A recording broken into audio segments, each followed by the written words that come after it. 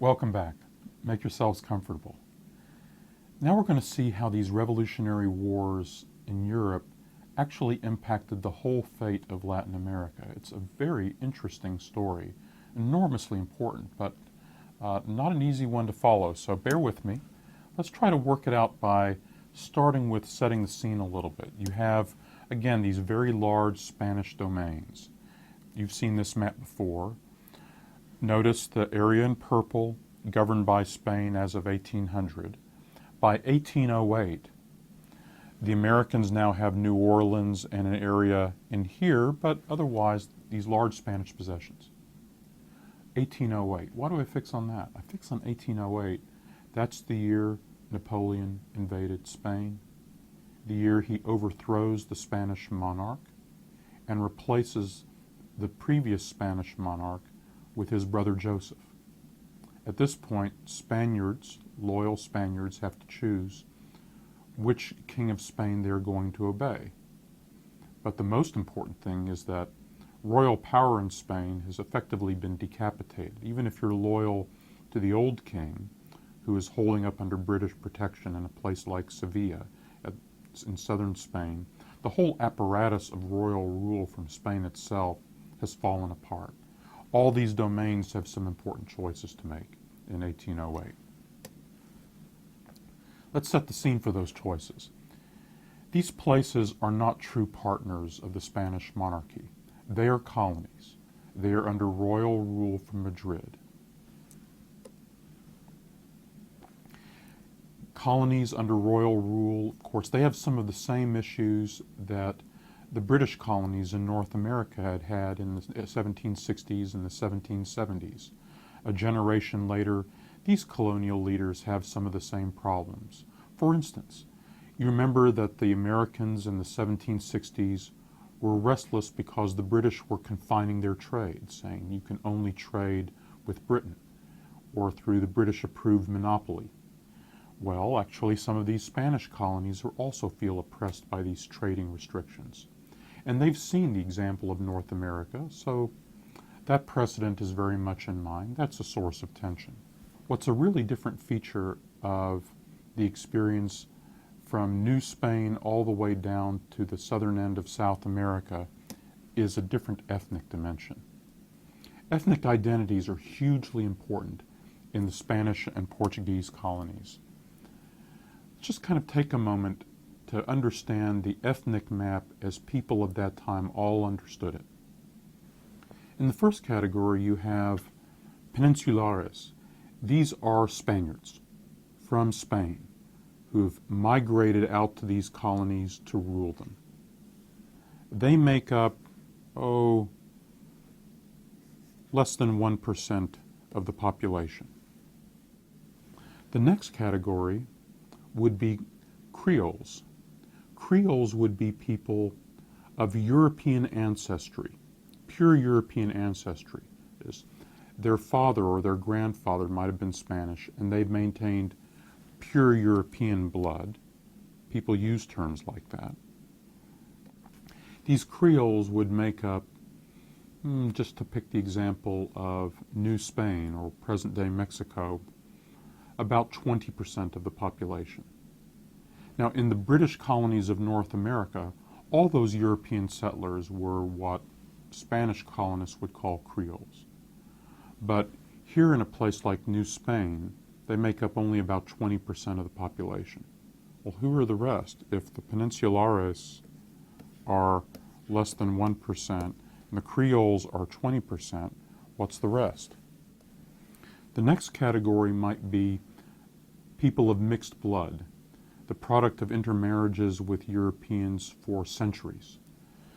Mestizos, mixed marriages with Indians. Mulattoes, mixed marriage with blacks brought over to work as slaves. This group might be as large as 40% of the population. Again, these numbers vary a lot from colony to colony. I'm using numbers that are broadly illustrative of the situation in New Spain, present-day Mexico. The final category would be pureblood Indians or pureblood blacks, black slaves, but also sometimes significant populations of black freedmen. That might be another 40% of the population. Again, to reiterate, these percentages would vary from colony to colony, and based on the proportions, the ethnic tensions might be very different. But understanding this hierarchy of ethnic identities is absolutely essential to understanding the world of the Spanish and Portuguese colonies. One of the reasons it was so essential was because ancestry was a key criterion for whether you could be admitted to the elite. Here's an example, a pretty typical example of a royal decree, this one from Caracas, a city in present-day Venezuela, the northern part of South America. This is a decree that explains which people are allowed to become lawyers in Caracas. You see, we order and decree that for any lawyer to be accepted into our colegio, he must lead a reputable life, he must be capable of exercising his profession, he must be a legitimate son, whose parents are known, not a bastard, and the petitioner, as well as his parents and paternal grandparents, must have been Christians for a long time, free of all bad blood of blacks, mulattoes, or other similar persons, without a trace of Moors, Jews, or recent converts to our Holy Catholic faith. This emphasis on ancestry, on purity of blood, the term in Spanish is limpieza de sangre,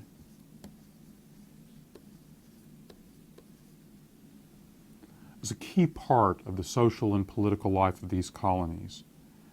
In these colonies, too, the Crown had created something called the Gracias al Sacar, in which if you had enough money, you could actually buy a certificate that you had pure blood. If you had enough money to make the Crown happy that even if your blood wasn't pure, your money was just fine.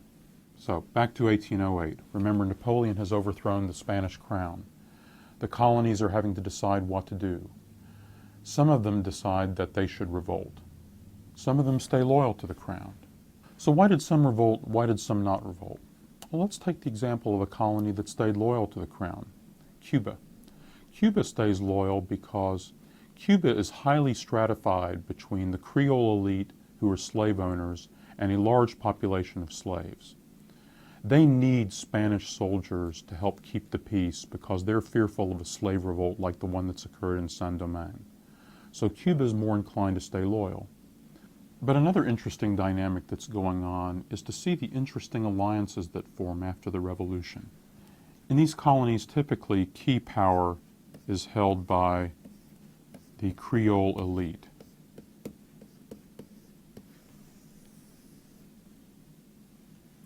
Well, there's the king off stage, who has a lot of the formal power and sends over his officials.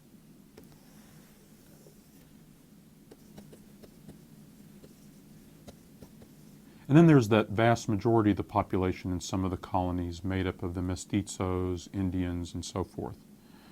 So from the point of view of the common people, they saw these upheavals in Spain as an opportunity to renew their faith in the king and fight the Creole elite that had been oppressing them, proclaiming their faith in the king and the king's devotion to them.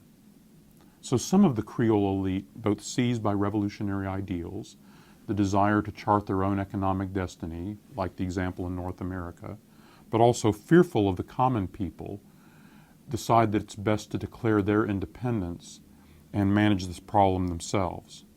In the first wave of revolts, the common people are sometimes rising up, sometimes proclaiming how much they love the king. A good example is in Mexico. They're defeated. In fact, all this first wave of revolts occurs between about 1808 and are all pretty well put down by about 1814, when the Spanish crown is restored to authority. So you would think, okay, well, there's the story is over. Napoleon has been beaten in Europe, the Spanish crown is restored, the revolts have been put down in the New World. But the story isn't nearly over. It's just getting started. There's a second wave of revolutions that starts around 1820. Again, it starts because of things that are happening above all in Spain. The Spanish monarchy goes through another period of turbulence. In fact, the Spanish monarchy adopts a relatively liberal constitution and frightens the Holy Alliance, which, led by French forces, invades Spain again now in 1821, 1822. The result being another series of upheavals in the Spanish colonies. Different kinds of upheavals this time. In Mexico, the Creole elite is revolting against the liberals in Spain. So the very general that the Spaniards have been supporting to restore order in Mexico says, I'm standing up for conservative principles against those liberals back in Spain. I'm going to create now a Mexican empire. And he proclaims himself the Emperor of Mexico, Agustin Iturbide. So just at the point you think you've understood this, is okay, I get it. There is a conservative elite in the colonies that is actually seizing independence in order to protect conservatism. Now let me make this a little more complicated again by noting the role of more liberal-minded liberators in South America who are now leading the cause. These liberators in South America will form a different kind of characteristic alliance. In South America, you have a very different dynamic. Remember, Mexican Empire, more of a conservative reaction against what's going on in Spain, which seems liberal.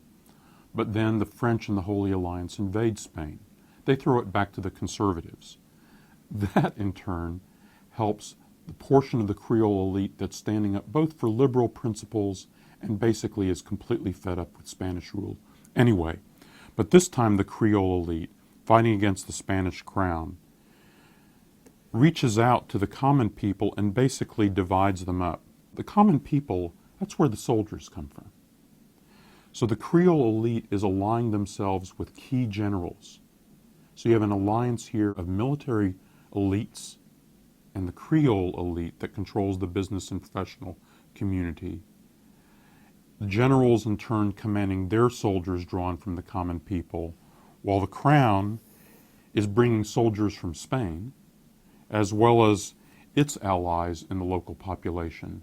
And that creates a series of wars in South America, led by these charismatic figures from the north and the south. In the northern part of South America, coming from modern-day Venezuela, here's a painting of the famous Simón Bolívar. Bolívar, born to an affluent family in Caracas, member of the Creole elite, goes back to Europe for his education, returns to Caracas, part of the abortive revolutions, and then a leader in the second wave of revolutions. In the south, beginning in Buenos Aires and then marching to Chile, this is a professional soldier from the Spanish army who's now joined the revolutionary cause. This is José San Martín. In the north, Bolívar wins key victories here and begins working his way to liberate the rest of New Granada, to liberate Peru, which is strongly loyal to the crown, in part because the Peruvian elite had relied on the crown to put down a huge Indian revolt back in the 1770s. In the south, coming out of Buenos Aires, leading an army gathered there, marches over the mountains. San Martín leads a force that liberates Chile, and then he too begins moving northward to join in the campaign for Peru and beyond. The Holy Alliance that has just intervened in Spain to restore conservative monarchy is very worried about these liberal republics being created in South America. There is actually a critical period between about 1822 and 1824 when the European monarchs are actively considering mounting a major expeditionary force to reinforce Spain's armies and beat back these threats by people like Bolívar and San Martín. This is the period in which the British government and the American government, kind of acting independently in what it will later call the Monroe Doctrine, try to encourage the European powers not to mount such a giant intervention in the Western Hemisphere, and the idea fizzles and falls apart, and the Spanish republics are able to gain their independence. From the point of view of the United States, which issues its famous statement under President Monroe in 1823, They're really worried about the safety of republics everywhere in the world, including the eventual encirclement of their own republic, and feel a certain common cause with some of the Spanish republics. But the great danger fizzles, the republics do attain their independence. There's even for a while a Pan-American dream, harbored especially by Bolivar, in which the Latin American republics will all follow the North American example and form a republic of republics, a giant Pan-American union that will combine them all in some sort of federation. Although there is some encouragement for this dream from the United States of America as well, and a meeting about this in Panama, it also never really materializes except as a long-running aspiration, a sense of hemispheric solidarity. The aftermath of these successful revolutions in Latin America, though, also are very interesting to follow. Now you have these victors who've won these battles. They've freed themselves from Spanish rule. So what kind of countries are they going to create? Unfortunately, following a bit of Bolivar's own example, who wanted to create a republic that had a president for life, they tend to go for authoritarian rulers, in part because these are governments dominated by the Creole elite that still need to maintain a powerful coercive authority over a large part of their population. So the pattern over and over again is the generation of these republics into authoritarian elites that are alliances of the Creole elite trying to maintain its power over everyone else, leaning on and aligned with military figures often drawn from the common people who will help them rule, and indeed may themselves assume the dictatorship. So here's a map of the new states of Latin America and the Caribbean in 1831. There is actually a new empire that's been created in Brazil. The Brazilian story is kind of interesting. During the Napoleonic Wars, the whole Portuguese monarchy had migrated over to Brazil and made their headquarters there. After the wars are over, Brazil effectively sets itself up as an empire of its own. Here there's an effort to create a large state called Gran Colombia, and then that subdivides into Venezuela and New Granada. Different countries think of uniting, then they break up into parts. A new country called Uruguay fights itself into creation, and so on. For a while there are united provinces here in Central America. These will split up into component states. And in the early 1820s, there is a Mexican empire ruling over all the old parts of New Spain. The sense of the political dynamic that's being created across Latin America is picked up a little bit in this very famous mural created by the painter Diego Rivera in the 20th century. What Rivera does here is show a cycle of Mexican history. He begins at the bottom here with the conquistadors. There's an Inquisition, again constantly the cycle of rule and repression, eventually leading to the early 20th century, where he'll celebrate the revolutionary leaders who will stand for the principle Tierra y Libertad, land and liberty. All right, just think about this situation for a moment. You're creating new nation states. How big are they going to be? Remember, this was an issue in the North American republics after they gained their independence from Britain. How big were they going to be? And remember, they created a very large American Union held together by a pretty intricate arrangement in their constitution with lots of different compromises in their Republic of Republics. All across Latin America, these arguments are being engaged again. How are they going to define their new state? And so the political battles tend to be battles between centralists, big state, central control, and federalists who want to emphasize local power, smaller political units. You can really see these battles playing out, above all, in a series of wars in Mexico over the future shape of the Mexican Empire. What will Mexico become? When Mexico gets its independence in 1821, it claims all of this territory.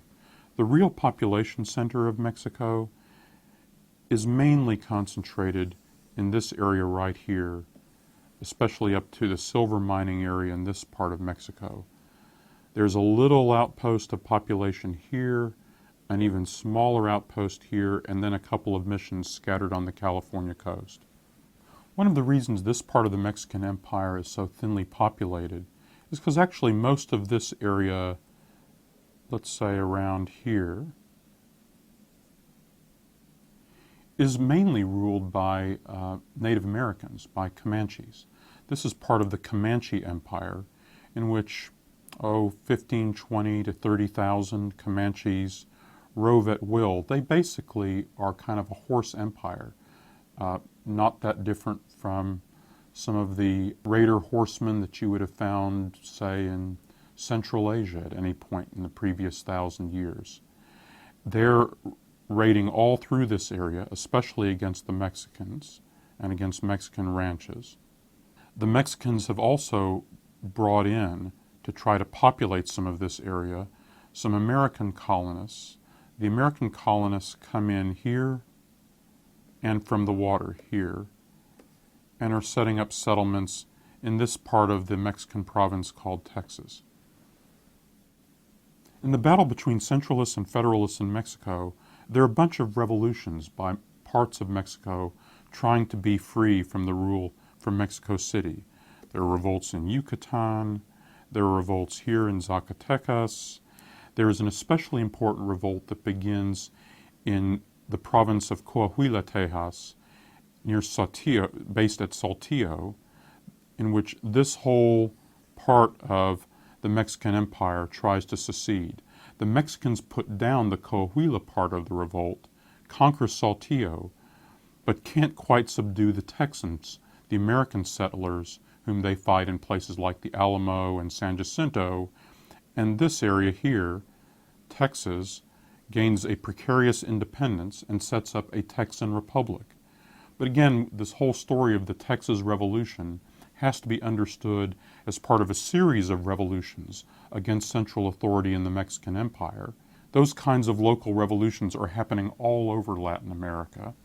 In this particular case, one of the revolutions succeeds, and it's dominated by American settlers. The American settlers, in turn, immediately ask the United States to annex them. The United States doesn't want to do it because the United States is afraid that if they expand any more, they're not going to be able to hold together the compromises that are holding their union together. So for nearly 10 years, the United States government turns down the request from the Texan Republic for annexation. In the election of 1844, the Americans choose a president who is interested in expansion at the expense of the Mexicans. He's interested in making America more of a Pacific power, and he's interested in advancing the cause of both American expansion and the expansion of slavery. This produces a war with Mexico in which U.S. troops invade the Mexican heartland, occupy Mexico City. A treaty is signed in which these territories, which don't have much population outside of what's in Texas or in Santa Fe, become part of the United States. And the contours of modern-day Mexico are set. My point from this discussion is so that you can see that what we in America think of as the Mexican War is actually just the last stage of a series of Mexican wars that originate in these battles between Centralists and Federalists that are part of the whole process of nation building all over Latin America. That's one of the ripples of this period of revolutionary wars. Now let's talk about another really important ripple in this period of world history, far away in India.